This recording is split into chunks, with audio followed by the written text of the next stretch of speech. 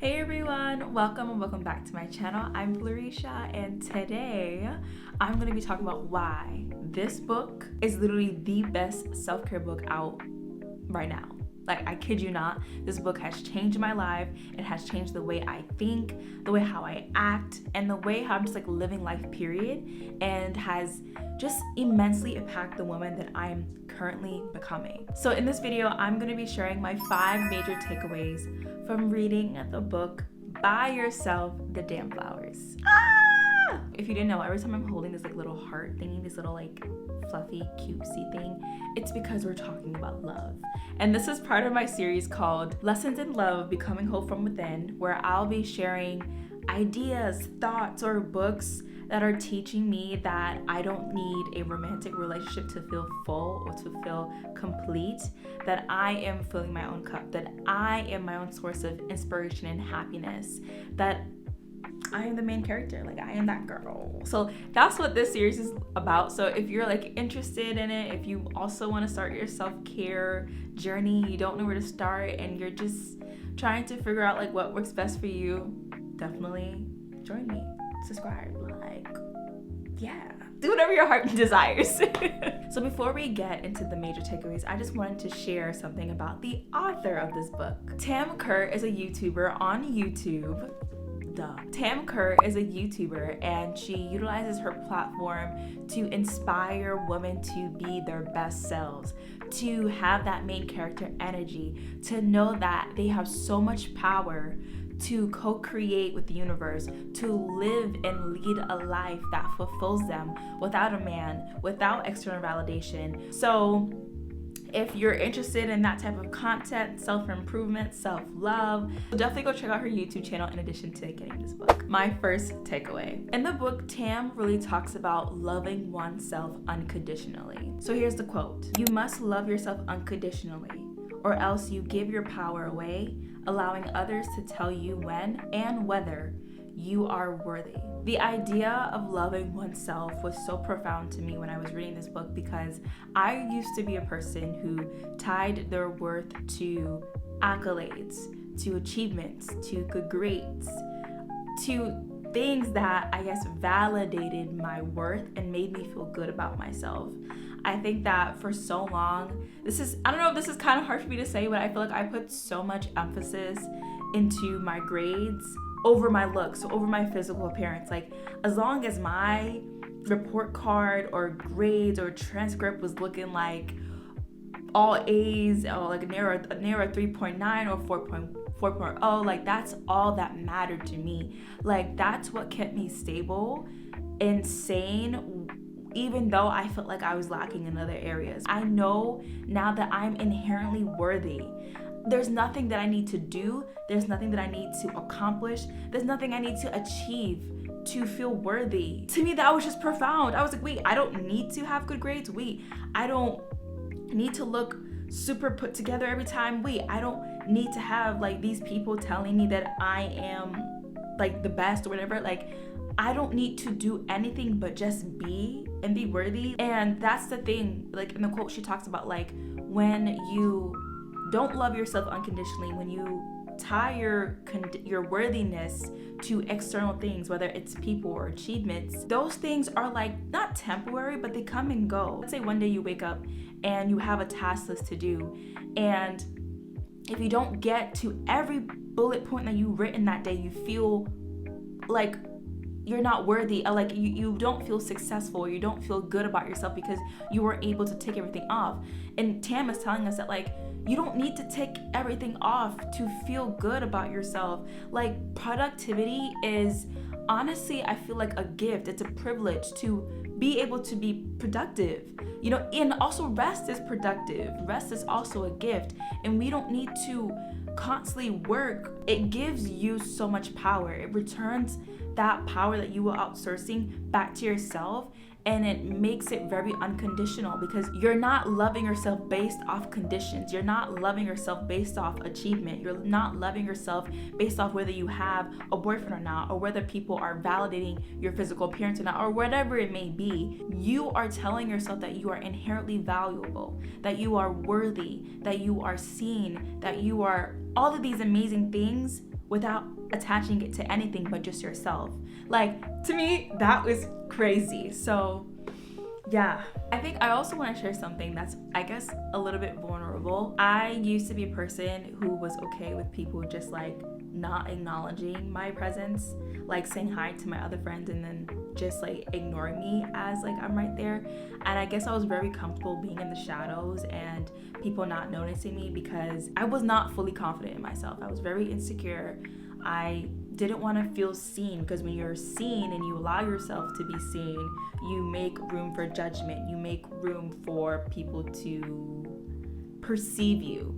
And that used to scare me because I had so many like negative things that I already told myself about myself, right? Or things that I already like believed about myself that I didn't want other people to see. So I used to tie my value, especially my physical appearance, to people acknowledging it. Like whether a guy looked at me or complimented me, I guess like those moments really helped me feel like, okay, I am beautiful or I am pretty. And then when I didn't get that, all hell broke loose. I was like, I'm not pretty, I'm ugly, or like, you know, I'm like overweight. I used to just spiral if I wasn't getting these unhealthy external validation from people who, I guess, honestly, probably didn't even know my name or like just didn't have good intentions. But like, again, just me outsourcing my power and outsourcing my own work. The other major takeaway that I got from reading this book is get used to the idea of people not liking you. Let people dislike you, let people judge you, let people criticize you. And here's a quote from the book. When you focus on pleasing others, your entire life becomes a performance in which you must trade your authenticity for approval that is never guaranteed and will never bring you happiness, only temporary external validation, which becomes an addictive cycle as you place others' opinions above your own. People are always going to judge you no matter what you're doing, whether you are sacrificing your authenticity to be liked by them, or even when you stand in your authenticity. Honestly, I'm not sure if that's what Tam is saying, but I know that she's saying that when you chase the feeling of being liked and accepted by others, and you do that through trading your authenticity by running away from yourself, like that's not self-love. Even like recently in college, I felt like I was a person who constantly traded my authenticity, my honesty, all things that were authentically me in order to be liked by people, in order to maintain the peace, in order to be digestible for other people or to make people more comfortable.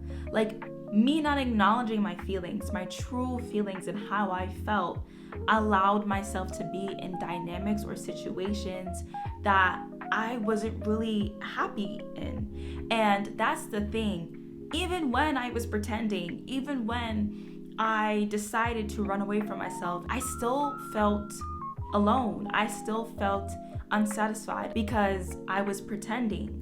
I was people pleasing, I was overcompensating, I was overgiving, I was doing whatever I can to maintain a version of myself that I thought was best for environments or friendships or whatever that I was in. And now that I am like actively embracing my authenticity and just being myself and allowing myself to be seen, like that to me is like super different, and like I'm still getting used to it and it's still very uncomfortable for me, but I know that I'm meant to be doing this and I know that it's okay for me to be seen. I am worthy of being seen. I am worthy of expressing my stories, of expressing myself, of being heard, whether that means people may not like what I have to say. And that's the thing. I think a lot of us are so afraid of people disagreeing or so afraid of people judging us and judging our ideas and judging our thoughts.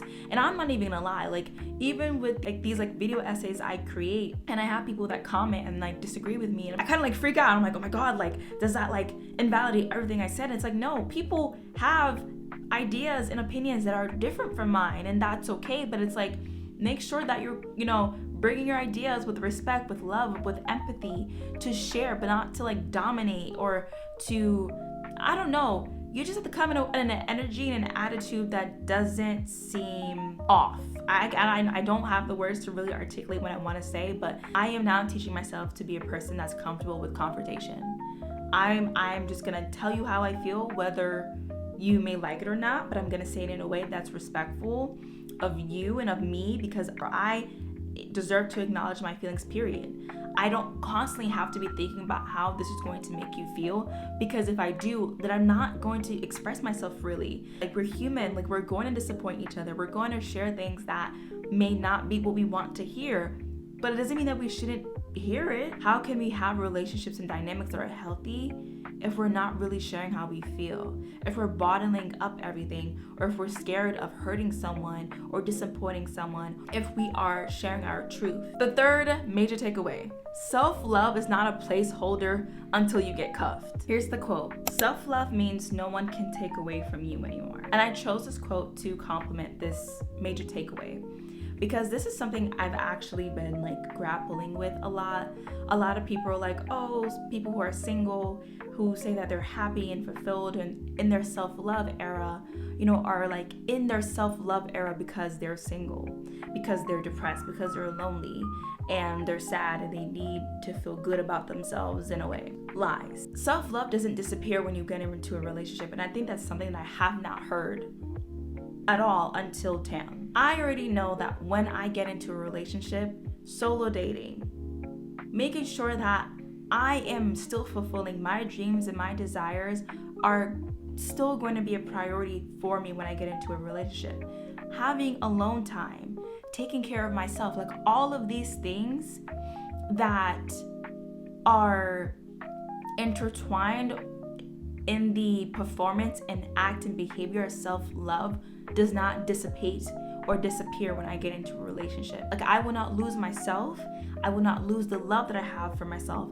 I will not lose the self-respect, all of these things for myself when I get into a relationship. And that's why I think it's super important to think about self-love as a lifetime practice and behavior and act that everyone honestly should practice. You don't lose self-love when you get into a relationship. Also allows you to fill other people's cup, because your cup is overflowing. Your cup is full with your love that you're able to give it to others. That's what self-love is. And that's what that quote is about. Like, self-love is a protection from people who want to take from you, from people who want to manipulate you, from people who just don't have good intentions. When you're so filled with self-love and you know that you're whole and you're complete and you're not acting out of desperation, in need, or even lack, when someone tries to come into your life not giving or providing the love that you know that you deserve, you're able to walk away completely and fully with no hesitations, no regret, because you know that at the end of the day, you have yourself, and the love that you have for yourself is more than enough. And that the crumbs that they were trying to give you is not enough. It doesn't even reach the bar. It doesn't feel anything. So that's what I mean. Self-love is so powerful. Oh, that's what Tam is explaining, that self-love is so powerful that it makes you unbreakable in a sense. It doesn't make you vulnerable to situations where people want to deplete your energy, deplete your love, because you're so filled with your own. And you're able to have this sense of power and choice. And that's what I love. I feel like in society in general, when it comes to women in relationships, everyone's men, there's a lot of slim pickings. The amount of good men out there is slim to none. So we just gotta take what we get. No, we don't take what we get. No, period. No. Don't take what you get because you feel like there won't be any better. If you continue to tell yourself that there are no good men in this world, then that's what you're going to see. You're just reflecting a truth that you have told yourself to believe in, right? If you have this deep, unwavering belief that there are good men out there, because there are, then one day magically you'll be able to meet some good men. All I'm trying to say is that self-love doesn't make you desperate for love. Self-love doesn't make you desperate for crumbs, because you're acting out of a place of wholeness. You are whole, right? You are whole because you have your love. And it's okay if you feel like you are desperate for love, because I've been there. This is the whole point of the series, is getting out of that idea or energy of being desperate for love because we have each other. We have ourselves. We have the capacity to love ourselves in the most profound, fulfilling way that we just need to tap into, you know, that society kind of doesn't teach us as a woman to do, and we feel like we need to outsource it. I'm gonna stop talking because we need to go on to the fourth major takeaway. Happiness is not found, but created. Queen Tam says, it is an act of self-hate to be chasing something to feel good enough. Why do you need to be perfect and devoid of flaws to be able to love yourself? You don't need to be doing more because you are not your accomplishments. You can desire to achieve all the goals you want, but without attaching it to your sense of self. And that's another thing that like absolutely blew my mind when I read it. I've always attached, I said it in the beginning, but like my happiness, especially to romantic love. I was like, once a boy, now I want a man. Now, oh God. Once a man, right, tells me that I'm beautiful, once a man chooses me, once a man pursues me, once a man decides to date me, I will feel like this whole new woman, right? My life will come together. He will help me in ways that I can't help myself. Like it very was much like me attaching my sense of fulfillment, even feeling whole and all of that towards like romantic relationships. Like I said in the beginning, like attaching my sense of happiness to external outcomes like getting A's or accomplishing goals or whatnot, you know? Now I know that happiness is created. This is happiness. Me talking to you right here, like sharing my experiences, sharing my journey, sharing my thoughts. This is happiness to me. Like I am the most giddy version of myself ever when I'm creating and when I'm speaking to you. It just makes me feel full inside, and that's happiness. Happiness is me getting up and feeling the sun on my skin. Happiness is me like eating some bomb food, you know? Like oh my God, I'm a foodie. I love good food. It fills my soul like to the max. I love me some good food. But that's what I'm trying to say here, y'all. Like, well, happiness is found in the small moments that we intentionally create. Because if you continue to outsource your happiness, then you will never really feel happy because you're telling other people that like your happiness depends on them doing whatever it is for you to feel happy. That's conditional. We don't do that over here. Love is not conditional. Happiness is not conditional.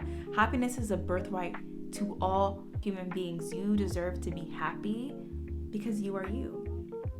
And so we're gonna like go off to the next point, like in this very like soft, soothing like energy. I don't know what's going on, y'all, but I like this. I like this. Now my last major takeaway. Your lack of awareness of your worth, of your energy, of your love, of your presence, of everything that is you, makes you a hot spot for energy vampires, for narcissists, for manipulators, for men that are in their feminine energy and of low value experiences. That includes people who love to take from you, who gain something off of your energy, off of your presence, like those type of folks, right? And again, nothing wrong with those type of folks. We're all human beings, we're all evolving, but do you deserve that? No. Now here's a quote. When you grow attached to what you're supposed to have, look like, or who you should be with, you will only ever attract the wrong kind of company. The friendship group that matches your vibrational state and mirrors your insecurities back to you. Okay, period. I chose this quote because sometimes we can feel like we gravitate to confident people because we lack confidence. But low-key, sometimes, y'all, and I'm saying this with love, we can gravitate to people that actually mirror things that we also need to work on and heal in a sense. Like if you gravitate to someone who's like emotionally unavailable, there's probably parts of yourself that are emotionally unavailable, like to yourself. Like you're not being emotionally available to you. Like I think I said that. Yeah, I think I said that already. And these could be people who fully appear as confident or act as if they're confident, but they're actually not. Like they actually are insecure in some way, right?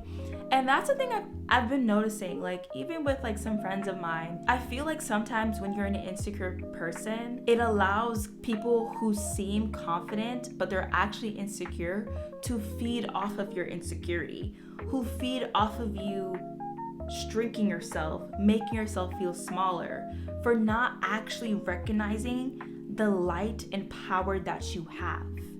You know, like that's what fake confident people do. And so because you feed into the idea that they are confident and you treat them as superior, you put them on a pedestal, you're like, you're so beautiful, you're so this, I want to be just like you, da da da. It feeds their ego, you know. They're like, oh, this person thinks I'm all these things, even though I'm not. I'm gonna continue to hang around them because they make me feel better about myself. Or like low key, these people are like, you know, like she thinks or they think that they are so ugly, even though like they like that the fake confident person knows that you're not. But I'm just gonna continue to let them believe that because like why not? It makes me feel good about myself. Like that's the people that you may be attracting. And I feel like it's a whole other video like I actually want to make about like how even as an insecure person, you can attract people who are maybe just as insecure as yourself, but you don't realize it because they make you blind to it and they feed off of your insecurity by making themselves feel better about themselves. It's just so crazy. Like to me, that like blew my mind. I'm like my insecurity could push me to gravitate to people who are actually insecure themselves too. Crazy. You wouldn't think that you as an insecure person have the ability to also attract an insecure person who looks confident but they're not. But you can. And be careful of those people because they are real and they are out here doing their stuff. It is okay to know that you are insecure, and it's okay to know that you want to get to a place where you're confident in your beauty and you're confident in yourself. Like, trust me, I was there, and it took me a lot of unlearning, and it took a lot of pushing and a lot of growing and a lot of like being uncomfortable. You will get there, and it just takes time, and be patient with yourself, and you just gotta like make sure that your company is not feeding off of your insecurity, that they are not feeling good about themselves because you make yourself small, because you convince yourself that you're ugly or that you're unworthy, you're undesirable. If you have an inkling that you may be in dynamics or friendships like that, you gotta go. Especially if you are working your way up to being your confident self, you do not want to be around fake confident people who actually feel good about feeding off of people insecurities and labeling them as a friend when they actually feel good when you don't feel your best. So definitely get it. If I didn't convince you enough, Tam knows what she's talking about. Get the book, go to her YouTube channel, get into it. Okay, y'all, that's the end of the video. Do you guys like when my videos are long? Do you guys like when they're short? Like, I actually don't know what's the shortest video I've ever made. Maybe like 19 minutes, which is crazy. But like, do you like me yapping? Do you like when you like, wait, what? Do you like when I'm sharing my stories and my experiences and like breaking things down? Let me know. If you feel bold and brave enough to like let me know in the comment section down below, let me know. Also, I really love when you guys like comment. Like, it's my favorite part of my day, like reading your guys' comments and like responding. Like, it's so fun. So if you can, please comment. So if you like this video, you definitely like the other videos that are part of the series, so definitely check it out here. I'll like put a little card here. But yeah, guys, I love you. I love you guys. I really do love you guys. Bye. See you later.